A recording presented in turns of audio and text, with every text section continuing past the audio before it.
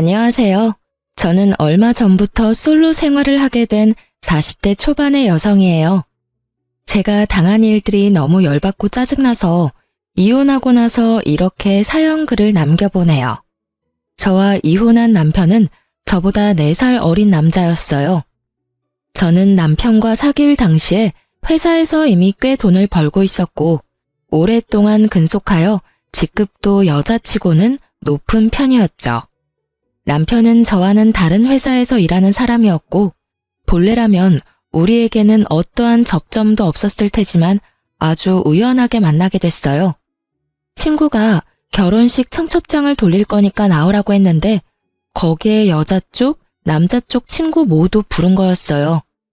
남편은 남자 쪽 관계자로 나왔었는데 알고 보니 직장 후배였다고 하더군요. 그렇게 만나서 이야기하다가 생각보다 사람이 괜찮다는 느낌에 한두 번 더 보고 뒤에 사귀게 되었던 거죠. 정말로 그 당시에는 결혼까지는 가지 못할 거라는 생각을 했어요. 나이도 차이가 좀 나는 데다가 저는 딱히 결혼할 생각은 없었거든요. 혼자 사는 것도 나쁘지 않다고 생각했는데 그 남자와 주말마다 함께 있는 시간이 생각보다 편하고 좋아서 결혼을 결심하게 됐어요. 물론 청혼은 남편이 먼저 했고요.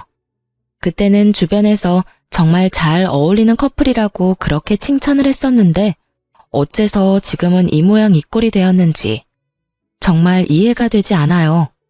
남편과 저 사이에 다른 점들이 많았지만 저희는 최대한 상대방을 존중하며 잘 조율해가고 있었어요. 하지만 딱 한 가지만은 서로 양보할 수 없는 일이 있었어요. 바로 돈과 관련된 일들이었죠. 저는 남편보다 돈을 많이 버는 데다가 큰 돈을 써야 할 때는 큰 돈을 써야 뒤탈이 없다고 생각하는 사람이었어요. 특히 가방, 옷, 구두, 장신구 같은 건 하나를 마련하더라도 제대로 좋은 걸 마련해야 한다고 생각했죠. 중요한 장소나 중요한 상황에 사용할 것들은 좋은 것으로 마련하는 것이 저에게도 좋은 이미지를 심어준다고 생각하고 있었거든요. 그렇다고 제가 엄청나게 많은 명품을 쇼핑하는 그런 쇼핑광은 아니에요. 2년에 한 번 짝수년도에 제 생일에 저를 위해 준비를 한 물건들이었어요. 충분히 월급을 모으면 살 수 있는 물건들이었죠. 터무니없을 만큼 비싼 브랜드보다는 최대한 나이에 맞는 가격대가 조금은 저렴한 브랜드를 선호했고요. 귀걸이와 목걸이 같은 장신구들은 어릴 때부터 순금과 순은을 사용할 수밖에 없었어요. 금속 알러지 때문에 어릴 때부터 하나씩 유행에 타지 않는 디자인으로 골라왔었거든요. 그랬기 때문에 평상시에 입는 옷들이나 가방은 그리 비싸지도 않고 가끔은 정말 홈쇼핑에서 파는 4개 몇만 원짜리 옷이 거의 대다수였어요. 그렇지만 남편은 저와는 좀 달랐어요. 돈은 웬만하면 쓰지 않았어요. 그런 점이 신중하다고 생각했지만 지금에 와서 보면 그냥 구두쇠 쫌생이었을 뿐이었어요. 남편에게는 돈 그 자체보다 중요한 건 없는 것처럼 보였거든요. 자기 통장 잔고를 보며 좋아하는 사람이 남편이었고 솔직히 이런 면모가 오히려 신뢰를 줬죠. 돈을 사랑하는 거라면 결혼하고도 굶어 죽을 일은 없을 것이고 다른 여자에게 마음을 빼앗기지도 않겠다 싶었거든요. 그러나 문제는 시부모에게도 있었어요. 시부모와의 첫 만남에서 아주 눈밖에 나버렸거든요. 첫 만남에서 그럴 일 크게 없는데 말이죠. 그건 상견례 날이었어요. 그 전에도 시부모를 만난 적이 있었지만 상견례 날이라 저도 신경을 많이 썼었어요. 최대한 단정해 보이는 비싼 옷에 명품 가방을 메고 갔거든요. 솔직하게 말해서 둘 다 5년도 더 전에 산 옷들이었지만 워낙 유행을 타지 않는 디자인이라 시간이 흘렀어도 괜찮은 편이었거든요. 게다가 중요한 자리이니 최대한 저를 꾸밀 필요도 있다고 생각했고요. 그런데 상견례에서 시부모는 저를 사치스러운 여자로 몰아가더군요.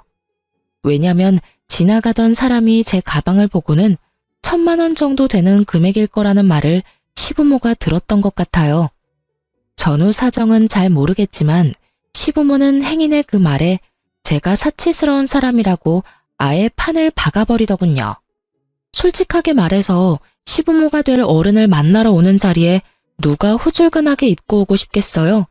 게다가 두 가족이 만나는 자리에서 부모님 면도 있으니 어느 정도는 체면을 차려야 하는 거라고 생각했거든요. 상견례에 옷을 따로 사는 사람들까지 있는 반면에 저는 있는 옷으로 해결한 거니 그렇게 치면 그리 사치스러운 것도 아니었는데 말이죠. 남편이 이미 식장을 잡아놨으니 시부모도 뭐라 하지는 않았지만 제게 그러더군요. 우리 집에 시집 올 거면 사치스러운 버릇은 버려야 한다고요.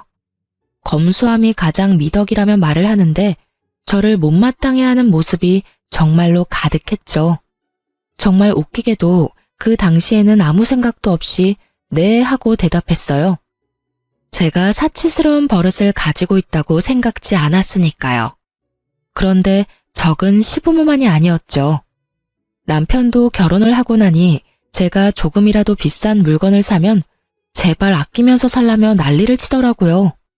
그러다가 그 일이 터져버렸죠. 시댁 친척 결혼식 날이 일주일 앞으로 다가온 날, 제가 휴대폰으로 원피스를 구경하고 있었어요. 자기야, 이 원피스랑 이거 중에 뭐가 괜찮아? 어?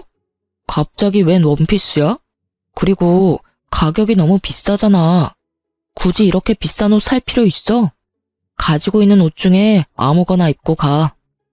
계절에 맞는 원피스가 별로 없어. 그리고 나는 일 때문에 정장형 옷이 많으니까 원피스도 없고.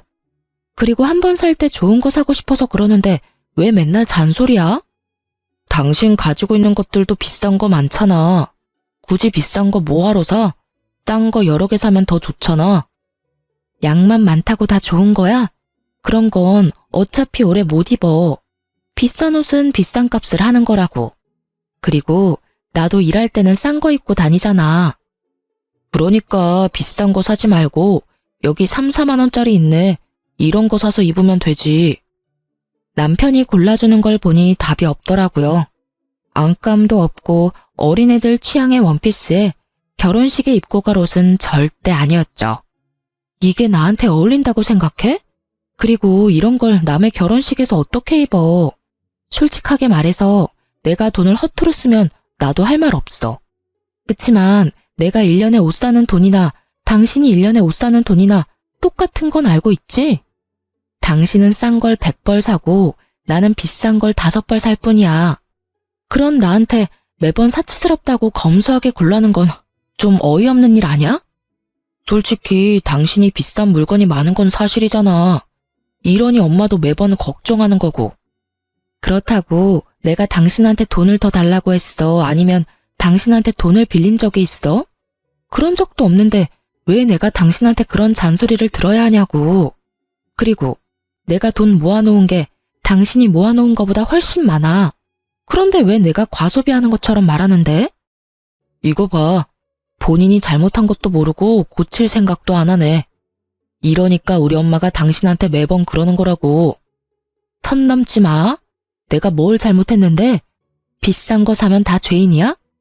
내가 다른 사람 20벌 살 거 한 벌만 사겠다는 게 그렇게 욕먹을 짓이야? 눈이 있으면 옷장을 봐. 거기에 내 옷보다 당신 옷이 훨씬 많은 건 몰라서 그래? 가격만 저렴한 옷이 수백 벌 있는 당신한테 내가 왜 그런 소리 들어야 하는데? 그리고 어머님 운운하는 것도 웃겨. 어머님도 얼마 전에 결혼식 가신다고 가방 하나 마련하지 않았어? 그것도 당신 때문이잖아. 당신이 비싼 거 들고 있으니 어머님이 비교되는 것 같다고 하시잖아. 그러게 왜 사람들을 그런 식으로 만들어? 그게 내 잘못이니? 그리고 그래서 내가 신혼여행 돌아오면서 명품백 어머님한테 사드리자고 했을 때 당신이 반대했잖아. 그때 사드렸으면 그런 말 듣지도 않았겠지. 결국 제 말에 대꾸할 말이 없었는지 남편 놈이 모르겠으니까 알아서 하라며 나가더군요. 저도 열이 받을 대로 받았어요. 제가 뭘 잘못했어요? 남들이 싼 걸로 여러 개 살 때 모아두고 아껴뒀다가 비싼 거 하나 사는데 그게 왜 남들한테 욕먹을 짓이 된 건지. 그렇게 친척 결혼식 날이 오고 저는 남편과 따로 이동하기로 했어요. 제가 가야 할 곳이 있다고 하고 남편을 먼저 보낸 거죠. 그리고 저는 남편이 제게 추천한 저에게는 맞지도 않은 원피스에 단화를 신고 명품백 대신에 에코백을 메고 결혼식장에 도착했어요. 결혼식장에 들어서니 다들 안 보는 척 보고 있더군요. 시부모와 남편이 눈에 보여 아는 척하며 다가갔더니 시부모가 화난 얼굴로 저한테 그러더군요. 너 이게 무슨 꼴이야? 이러고 남의 결혼식장에 와? 안감도 없어서 훤히 비치는데. 어머님, 이 원피스는 남편이 골라준 3만 원짜리 원피스예요. 비싼 거 절대 사지 말라고 화를 내면서 이걸 골라주더라고요. 남편 의견대로 입고 왔는데 어디 이상한가요? 그리고 어머님도 항상 저한테 비싼 거 가지고 다닌다고 뭐라고 하시잖아요. 그래서 최대한 검소하게 입고 온 건데. 아무리 검소해도 때와 장소가 있는 법인데 너 정말로 며느라기한테 저 옷 입으라고 했어? 아니, 잠깐 싸우다가 제일 싼 옷이 있길래 이야기한 것뿐이에요. 설마 제가 일부러 그랬겠어요? 그렇게 별로야? 평소에는 그렇게 비싼 거 입지 말라더니 이런 거 입고 오니 아예 옆에 있기 싫어? 당신 원하는 대로 해줬는데 왜 싫을까? 그렇게 말하자 남편이 한숨만 푹푹 쉬더군요. 제가 왜 친지 가족들 모이는 자리에서 비싼 걸 입는데요. 남편 체면 세워주려는 것도 모르고 사람을 그렇게 구박하다니. 후줄근하게 입은 제 모습에 아예 곁으로도 안 오려고 하면서 매번 검소 타령은 왜 하는 거냐고요. 그리고 시모를 보니 시모는 남편 말대로 명품 가방을 하나 마련해서 가지고 왔더군요. 어머님, 가방을 새로 사셨네요? 검소한 거 따지시는 분이 명품 가방 가지고 있는 거 보니까 기분이 많이 이상하네요. 항상 사치스럽다고 싫어하셨잖아요. 그래서 저도 오늘은 에코백을 준비해 왔는데 오늘따라 안 맞았네요. 제 말에 시모는 뭐라 말해야 할지 모르더군요. 아마 제가 좋은 옷과 가방을 들고 올 거라고 생각한 듯 했어요. 그런데 막상 후줄근한 모습으로 나오니 그것도 싫은 모양이었죠. 도대체 어느 장단에 맞추라는 건지. 며느리가 안 꾸미고 후줄근하게 다니면 그 욕은 남편과 시모가 듣는다는 걸 모르는 것 같더라고요. 주위에 있는 사람들도 우리 대화를 들었는지 아니면 그런 짐작을 했는지 수군거리더군요. 모르는 사람이 들으면 시모와 남편이 며느리를 갈궈서 저렇게 후줄근하게 입고 오게 된 줄 알 테니까요. 하긴 다를 건 없었죠. 결혼 후 내내 저를 마치 낭비벽 환자처럼 몰아가며 사치스럽게 굴지 말라며 잔소리해댔으니까요. 그런 사람들이 명품을 가지고 있으면서 아무것도 없는 며느리 혼내는 걸로만 보일지도 모르죠. 아니면 불쌍한 며느리만 아무것도 가지지 못한 것처럼 보일 수도 있고요. 결국 시부모는 주변에서 한 소리 듣게 됐죠. 그리고는 그 뒤로는 사치니 검소니 그딴 소리 안 듣게 됐어요. 결혼식에서는 사진도 못 찍게 하는 바람에 가족 사진도 못 찍었죠.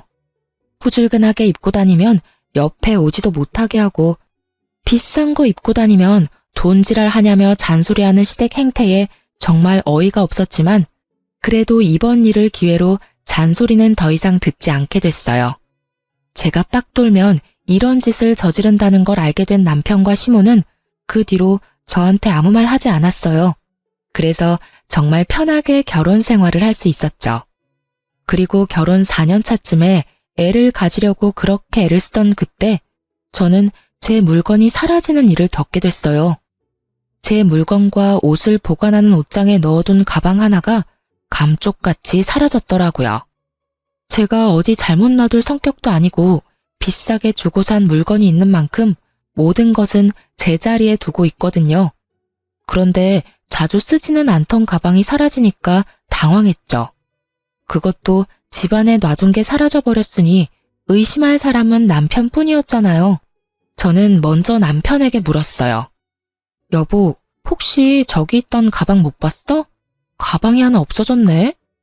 가방? 난 모르겠는데. 누가 봐도 여자 가방이면 내가 가져갔을 리도 없고. 혹시 다른 데 놔두고 잊어버린 거 아니야? 태연스러운 남편 말에 저는 정말로 심각하게 제가 잊어버린 게 아닐까 하는 생각이 들 정도였어요. 그렇지만 아무리 생각해도 다른 데 놔둔 생각이 들지는 않아서 현관 앞을 비추는 홈캠을 뒤져봤어요. 그 홈캠은 결혼 초에 달아놓은 건데 당시 근처에 도둑이 많이 들어서 입구를 비추는 홈캠을 달아놨던 거예요. 그리고 달아두고는 항상 잊고 있던 것이기도 했고요. 그리고 누군가 제 가방을 들고 나오면 찍힐 정도는 됐죠. 그렇게 확인을 했더니 남편이 가져갔더군요. 당황했죠. 그걸 가져갈 일이 없으니까요. 솔직하게 말하면 엄청 비싼 것도 아니고 브랜드로 치자면 중저가의 디자인도 애매한 가방이었거든요. 저도 그래서 사놓고 보관만 해뒀던 건데 사실 가지고 있는 것 중에는 가장 새 것처럼 보이긴 했거든요. 처음에는 남편이 이걸 가져가서 팔았나 의심했어요. 워낙 돈 좋아하는 남자이기도 하고 이렇게 새 것처럼 보이는 걸 가져갔으니. 하지만 굳이 가져갈 거면 더 비싼 게 있는데 왜 그걸 가져갔나 싶은 마음도 있었거든요. 아니면 시모에게 갖다 줬나 싶었는데 그건 또 아니었어요. 애매모호한 상황에 남편을 의심하는 것도 좀 그렇고 하나 정도는 용서해주겠다는 생각을 하면서 일단 제가 가진 물건들 중 비싼 건 다 친정으로 옮겨놨어요. 그리고 원래 있던 자리에는 가짜 물건들만 채워넣었죠. 남편이 계속 이런 일을 할지 하지 않을지도 알아내야 했지만 그 이상으로 제 물건들 중에 더 비싼 물건을 잃어버리고 싶지 않아서 선택한 방법이었어요. 그렇게 한 달이 지났는데 물건들은 그대로였어요. 그래서 저는 남편에게 차라리 물어보고 다시 진품을 가져올까 하는 생각을 했죠. 그런데 그 생각을 한 저녁에 집에 왔더니 제 물건이 또 없어졌더군요. 도금된 팔찌와 목걸이였죠. 어차피 사용하지 않는 물건이었지만 도대체 이것들이 어디로 가는지는 궁금했어요. 남편이 팔았나? 그것도 아니면 누구에게 줬나? 온갖 생각이 들었죠. 그래서 남편에게 이야기하겠다는 생각을 일단 접고 일단 남편 뒤부터 캐기로 했죠. 쓰지 않고 모아뒀던 연차를 몰아쓰고 일주일을 내리 남편 뒤만 쫓았어요. 친구 차 빌려서 넷이 만들기도록 주위에서 쫓았는데 처음에는 남편이 아무런 행동도 안 하더군요. 그래서 제가 너무 예민했나 싶었는데 5일째 되던 날 딱 꼬리를 잡았죠. 남편이 웬 여자와 밖에서 만나는 걸 발견했거든요. 제가 한 번도 다녀본 적 없는 장소였고 남편도 제가 본 적 없는 옷을 입고 있더군요. 만약 스쳐 지나갔다면 남편인지 못 알아봤을 거예요.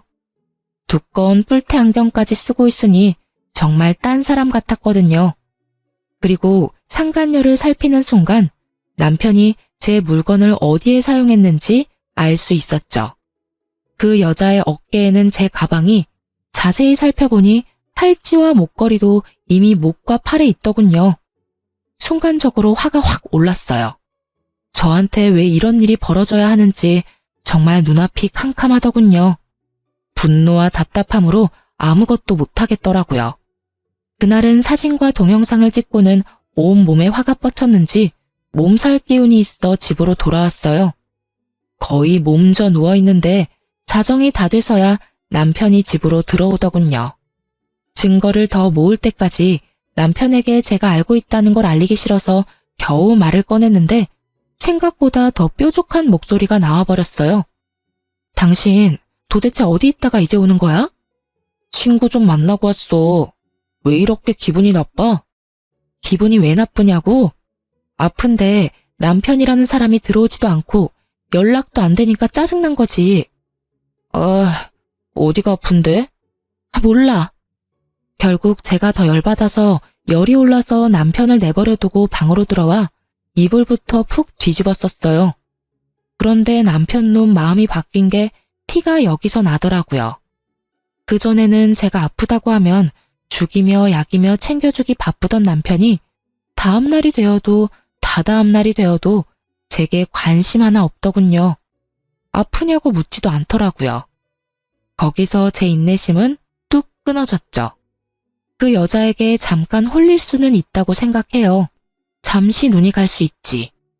그래도 제게 돌아오기만 한다면 받아줄 생각이 있었지만 아예 저는 뒷전이고 그 여자가 우선인 모습을 보니 그리고 그걸 숨길 생각도 못할 정도로 빠져있는 걸 보니 이건 그냥 한순간의 바람이 아닌 것 같더군요.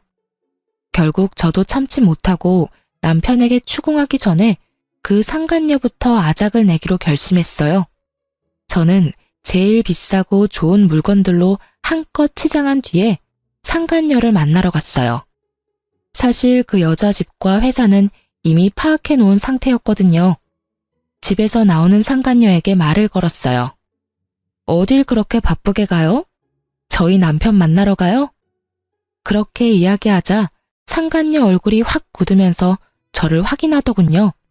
그리고는 제가 걸친 것들을 보고서는 얼굴이 확 일그러지더라고요. 그게 무슨 소린지... 다 알고 왔어요. 당신 내 남편이랑 바람 피우는 거.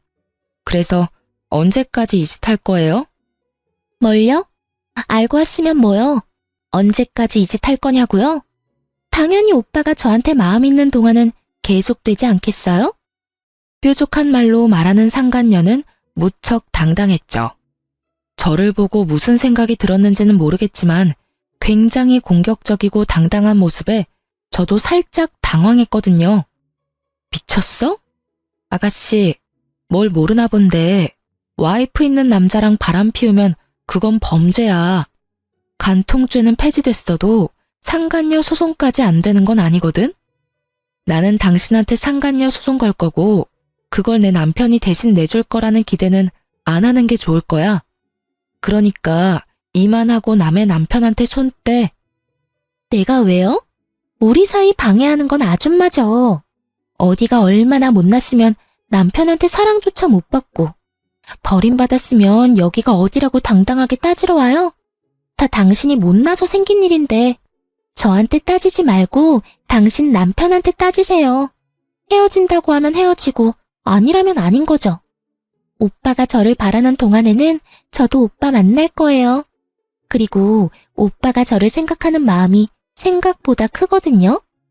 제가 오빠에게 이혼해달라고 하면 당장 해줄 사람이라고요. 기세가 등등하다는 말이 이런 말이겠죠.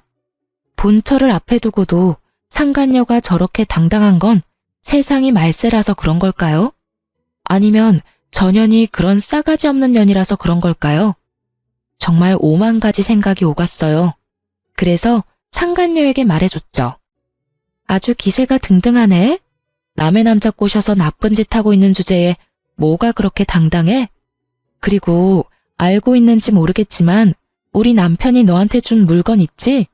지금 착용하고 있는 팔찌랑 목걸이 그리고 가방. 그거 싹 다 내 물건이고 나는 도난당한 물건 찾다가 남편 바람까지 찾게 됐어. 그리고 하나 말해두는데 네가 받은 물건들은 다 짝퉁이야. 그 남자가 준 거 싹 다 그리고 너도 짝퉁이고. 죄송하다고 빌어도 모자랄 판에 뭐? 지금 이판사판이다 이거지? 이렇게 되면 나도 못 참아. 너랑 우리 남편 둘이 잘 되는 꼴 내가 가만 보고 있을 줄 알고? 너희들 있는 곳곳마다 쫓아다니면서 불륜이라고 소문내줄게. 어디서도 환영받지 못하도록 해줄 자신 있으니까 원하면 붙어봐. 명예훼손? 나는 그딴 거 안 무서워. 왜 내가 무서워해야 해? 잘못은 너희들이 지었잖아. 제 말에 상간녀가 얼굴이 벌겋게 달아올랐더군요. 이제 와서 새삼스레 부끄럽다는 감정을 느낀 건 아닐 테고 아마 나름대로 화가 났나 보더라고요. 저한테 그런 소리 듣는 게 짜증났을 수도 있죠. 그렇게 상간녀 입 닥치게 만들어 놓고 집에 돌아왔는데 그날 남편이 상간녀에게 무슨 소리를 들었는지 폭탄 선언을 하더군요. 우리 이혼하자. 더 이상 당신이랑 같이 못 살겠어.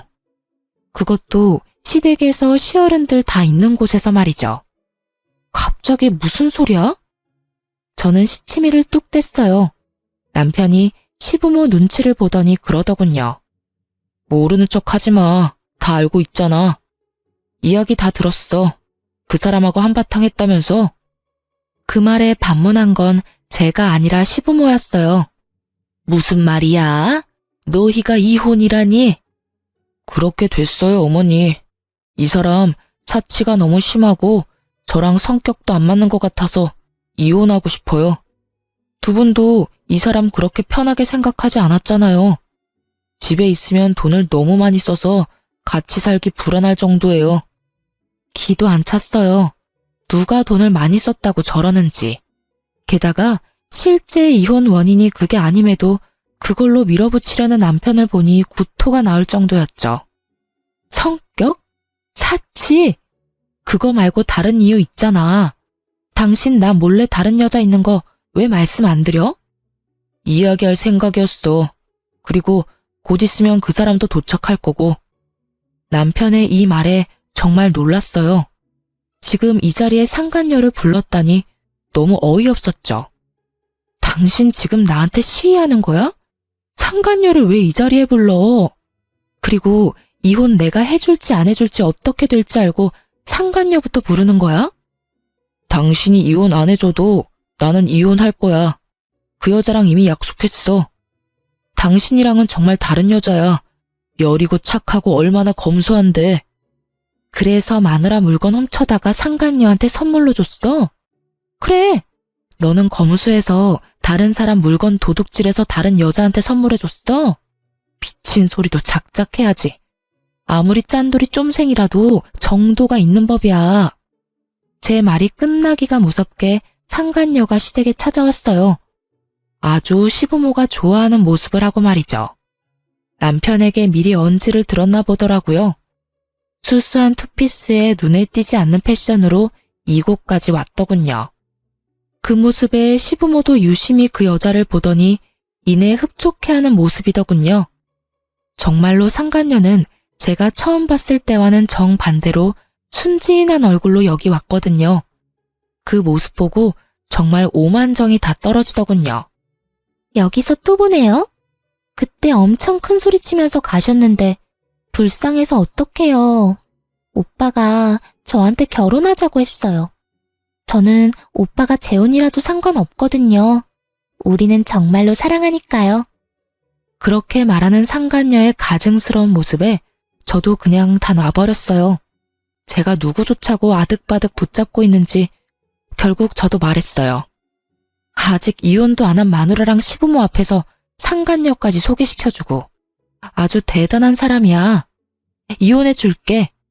나도 와이프 놔두고 어린 여자랑 바람피는 놈도 싫고 와이프 물건 훔쳐다가 상간녀에게 갖다 바치는 놈도 싫어. 불륜남이 도둑질까지 하는데 내가 데리고 있을 필요 없지. 대신 이혼은 무조건 소송으로 갈 거야. 나는 합의는 절대 안 해. 알지? 당신은 소송이든 합의든 유리한 거 하나도 없어. 그리고 상간녀, 너도 마찬가지야. 내가 상간녀 소장 당신 회사나 집으로 날려줄 테니까 어디로 올까 전전긍긍하면서 열심히 기다리고 있어. 예, 그런데 왜 우리 아들이 이혼에 책임이 있어? 바람 좀 핀 거 이해 못 해주는 여자가 잘못이지. 이해하고 못하고가 아닌 거 아시죠?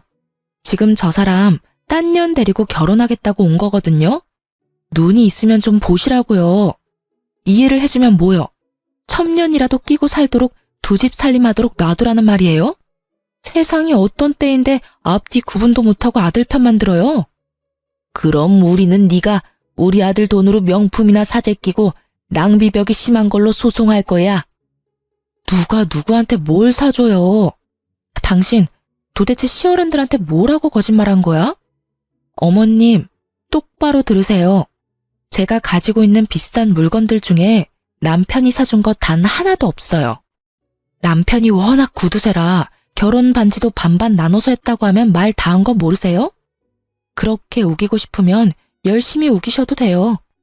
어차피 저는 제가 산 물건들 카드값이며 현금 영수증이며 다 제 돈에서 빠져나간 거 증명 가능하니까요. 미친놈이 불륜에 도둑질만 한 줄 알았더니 부모 상대로 거짓말까지 해? 네가 사람 새끼냐?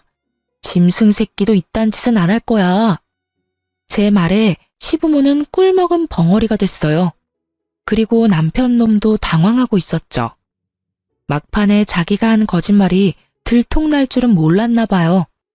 그리고 그간의 시부모가 저의 사치를 탐탁치 않게 생각한 것도 이제야 그 이유가 명확해졌죠.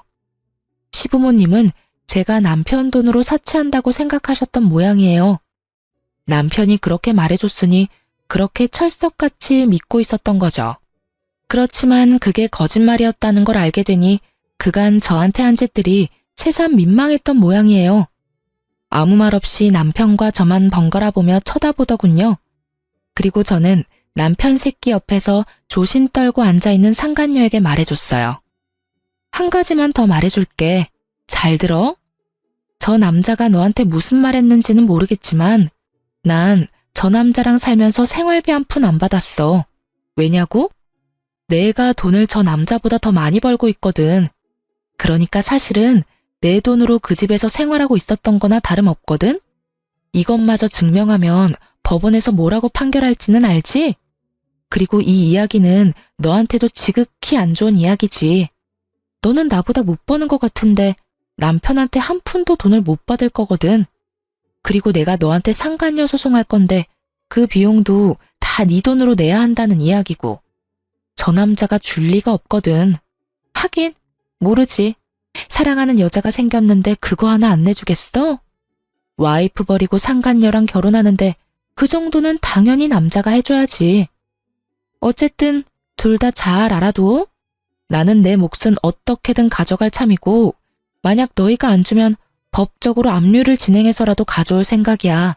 그러니까 둘이서 잘 짱구 맞대서 이야기해봐.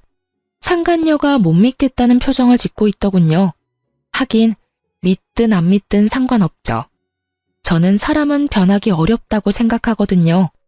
남편 놈 구두쇠 기질이 여자 한 명 잘못 만났다고 바뀔 리 없죠. 게다가 제 물건 도둑질해서 상간녀에게 선물해 준 걸 보면 더더욱 상간녀에게 돈 드리고 싶어 하지 않는 모양이고요. 당신 무슨 말을 그렇게 해? 내가 이 사람한테 그런 짓을 할 리 없잖아. 당신이랑은 다른 여자라고. 이 여자는 소중하게 대해줄 거야. 남편의 말에 상간녀가 내심 안심하는 표정을 짓더군요. 말이면 뭔들 못해요. 영원히 사랑하겠다고 해놓고는 상간녀랑 바람피고 있는 놈인데요. 거짓말이 한 번 어렵지. 두 번은 얼마나 쉬운 일인지. 눈 하나 깜빡 안 하고 거짓말하는 얼굴 보니 진짜 웃기지도 않았어요. 그래. 상간녀한테는 그런 짓 안 하고 와이프한테는 그런 짓 하는 거면 상간녀가 와이프 되면 똑같이 그런 짓 하려는 거 아니야?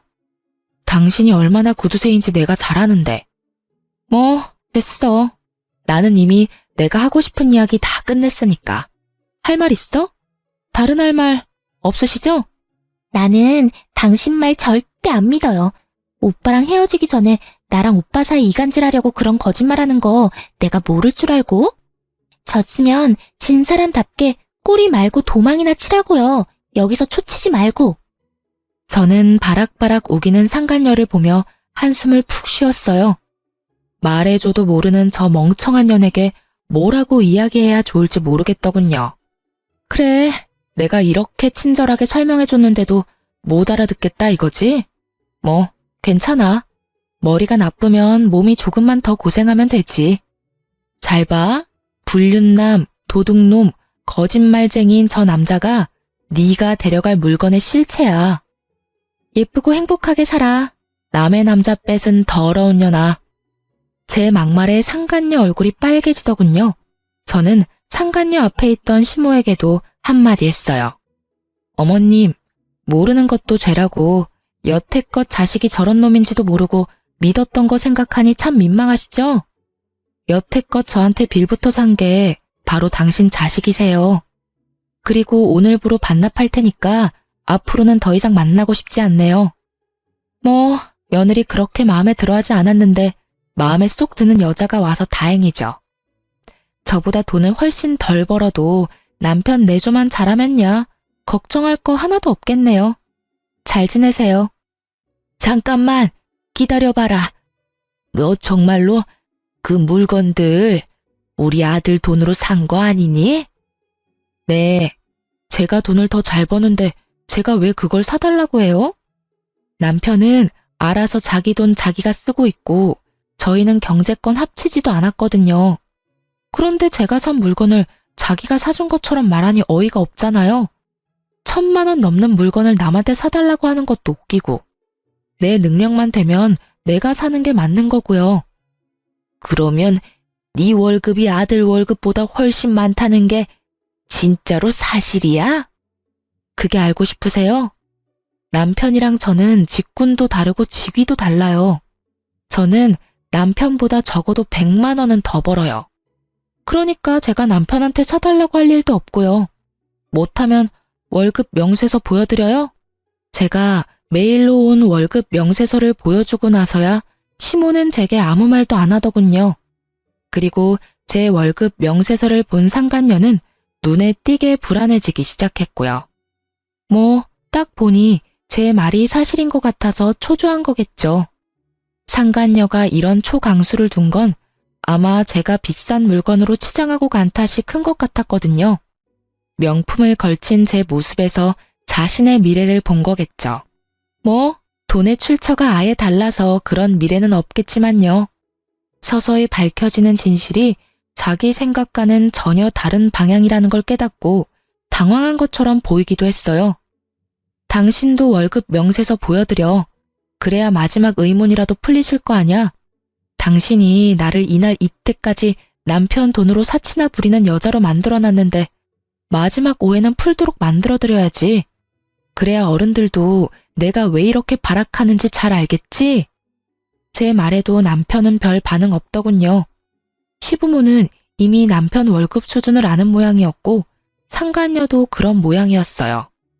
상간녀는 남편이 아무것도 부정하지 않자 더 당황한 모습이었죠. 남편이 엄청나게 잘 벌어서 마누라한테 명품 사준 거라고 착각하고 있었을 테니까요. 정작 그 남편 새끼가 결혼 반지마저 반띵하는 완전 쫌생이 대장이었다는 걸 깨닫고 나니 지금 이 자리에 잘못 온 건 아닐지 걱정하고 있는 것 같았어요. 와이프에게 돈을 쓰기는커녕 와이프 물건 훔쳐다가 상간녀에게 선물하는 쓰레기가 자신이 빼앗은 남자라는 게 믿기지 않는 것처럼 보이기도 했죠. 저는 상간녀를 아래 위로 쳐다보며 친절하게 말해줬어요. 이 정도로 검소한 사람이면 다행이네요. 이 사람이 엄청난 구두쇠의 쫌생이거든요. 돈 한 푼 건드리는 것도 벌벌 떠는 남자 옆에서 잘 살아요. 그리고 고마워요. 이런 남자 데리고 가줘서요.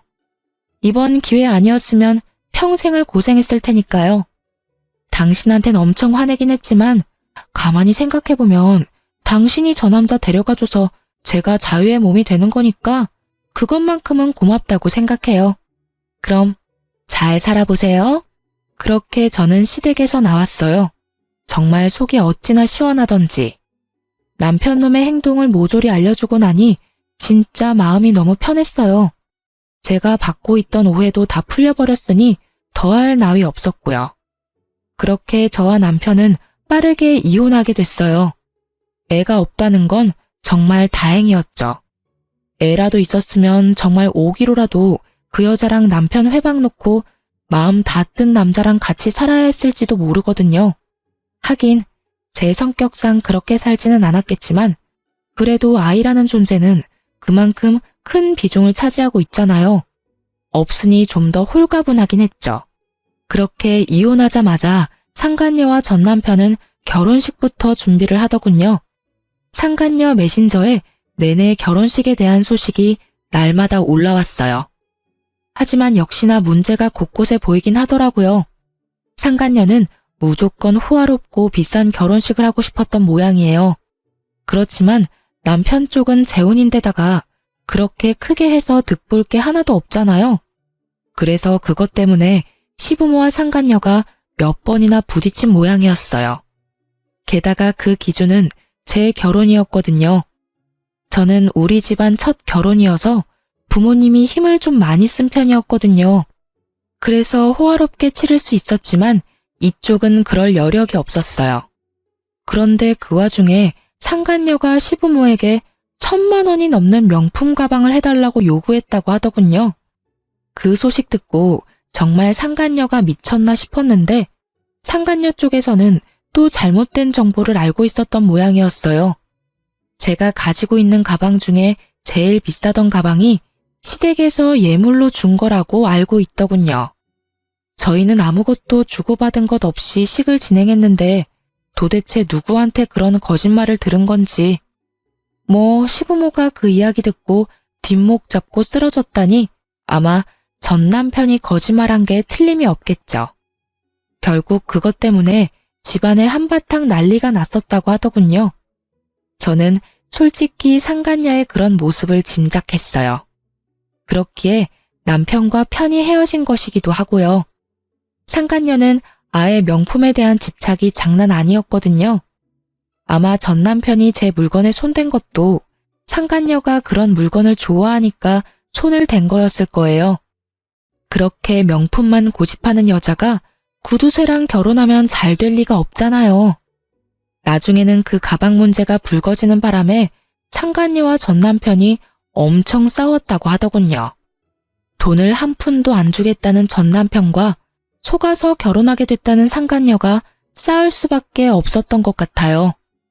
그리고 시부모는 상간녀가 순진하고 검소한 여자인 줄 알고 맞이했다가 결국 뒤통수 세게 얻어맞은 꼴이었고요. 상간녀의 그런 행동을 눈앞에서 목격하고 나니 제가 얼마나 경우가 바른 사람이었는지 깨닫게 된 것 같았죠. 정말 그 집 이야기를 듣는데 얼마나 웃기던지. 그리고 상간녀 위자료도 결국은 상간녀가 내더군요. 제 예상대로 쫌생이 남편놈은 그걸 내주지 않았고요. 거기서 제 이야기가 모두 맞다는 걸 눈치챈 상간녀가 남편놈에게 욕을 해대며 떠나간 건 어찌 보면 당연한 수순이었죠.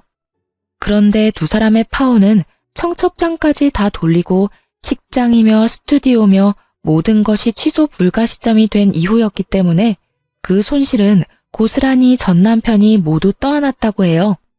그 탓에 전 남편은 상간녀 찾아다니며 돈 내놓으라고 파혼으로 발생한 취소 비용 다 갚으라며 사람 괴롭히며 쫓아다니는 중이라고 하더군요.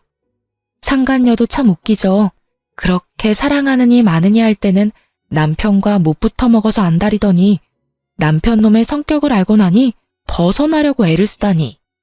그럴 거면 왜 남의 남자를 건드렸는지 몰라요. 벌집을 꼭 쑤셔봐야 벌집인 걸 확인 가능한가요? 딱 봐도 건드리면 안 되는 건 눈에 보이는 법인데 말이죠. 결국 그렇게 주변 사람들에게 이혼 후 재혼이 파혼이 된 남자로 소문난 전 남편이 상간녀와 트러블 생긴 이후로 저한테 계속 전화를 하더군요. 몇 번 무시했는데도 전화가 계속 오길래 한번 받아줬어요. 그랬더니 정말로 뻘소리를 짓거리더군요. 내가 생각해보니까 정말로 내가 잘못했다는 생각이 들었어. 세상에 당신만큼 괜찮은 여자가 없다는 걸 왜 이제야 알게 됐는지 모르겠어. 나 정말로 당신한테 미안하고 사죄하는 마음 가지고 있어. 그리고 여전히 당신을 향한 마음도 남아있고. 그 여자는 정말로 한때뿐인 여자였어. 나에 대해 잘 모르면서 결혼하자고 해놓고는 자기 마음대로 돈 못 쓰니까 헤어지자더라? 그런 여자한테 왜 홀렸는지 정말 나도 이해가 안 돼. 마치 저를 향한 고해성사와 사랑을 고백하는 것처럼 들리는 말은 하나부터 10까지 모두 변명이었어요. 본인 사랑놀이에 다른 사람 희생시켜놓고는 그 사랑놀이가 파토났다고 다시 저한테 달려오는 꼴이 정말 보기 싫을 만큼 더러웠어요. 미안하다는 말이지? 용서해줄게. 아니, 용서하고 말고 할 게 어딨어? 이미 우리 사이 다 끝났잖아. 재산으로도 서류로도 마음으로도. 사과는 받아줄 건데 앞으로 연락은 하지 마. 우린 남이야. 그것도 악연으로 이어져서 뒤숭숭한 관계. 나는 그렇게 생각 안 해. 당신 생각 많이 했어. 내가 당신한테 한 짓들 평생을 가도 용서 못할 거라는 거 알아. 그러니까 내가 평생 용서를 구할 수 있도록 당신이 다시 돌아와주면 안 될까? 나는 당신을 놓치고 싶지 않아. 지랄 육갑을 떨고 앉았네. 평생? 내가 미쳤어? 당신 같은 놈이랑 평생을 같이 하게? 미친놈한테 허튼 소리를 들으니 정신이 나갈 것 같은데? 앞으로 나한테 연락하지 마. 그리고 이딴 미친 제안할 거면 더더욱. 한 번만 더 이딴 소리 하려고 전화하고 문자 보내면 나 당신 스토커로 경찰에 신고할 거야. 알겠어? 결국 제게서 느껴지는 살벌한 느낌에 그놈이 재빨리 전화를 끊더군요. 마누라 물건 상간녀에게 갖다 바치는 쫌생이 구두쇠 새끼는 거르는 게 답이거든요. 이렇게 글로 풀어보니 답답한 마음도 좀 편해지네요. 아직도 이때 생각하면 분노가 부글부글 하거든요. 있고 안 있고의 문제가 아니잖아요. 제 인생의 하나뿐인 결혼을 망친 놈인데.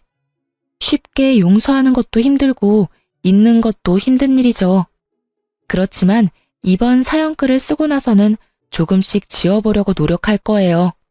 이런 일에 질질 끌려다니는 것도 성질에 안 맞고 전 남편을 그냥 없던 사람으로 만들고 싶은 기분이거든요. 그렇게 조금씩 잊혀졌으면 좋겠다는 심정으로 글을 썼어요. 읽어주신 분들에게 감사의 마음을 전합니다.